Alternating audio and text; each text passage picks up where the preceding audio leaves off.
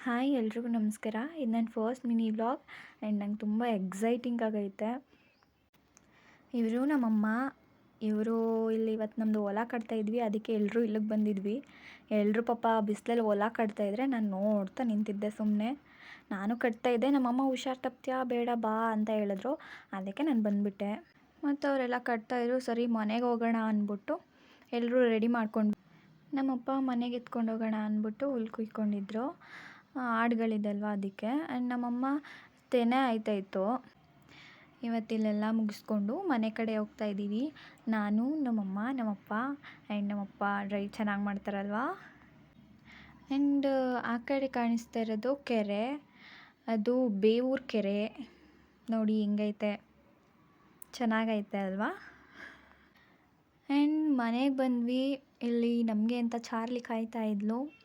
And ಇವಳು ನಮಗೋಸ್ಕರ ಕಾಯ್ತಾ ಇರ್ತಾಳೆ ಯಾವಾಗಲೂ ಎಲ್ಲಾದರೂ ಹೋದರೆ. ಮನೆಗೆ ಬಂದಿದ್ದ ತಕ್ಷಣ ನಮ್ಮಮ್ಮ ಇವುಗಳಿಗೆಲ್ಲ ನೀರು ಕುಡಿಸಿ ಹುಲ್ಲಾಕಿ ಎಲ್ಲ ಮಾಡಿದ್ರು. ಆ್ಯಂಡ್ ಇದಾಗಿತ್ತು ನಮ್ಮ ಇವತ್ತಿನ ಮಿನಿ ವ್ಲಾಗ್.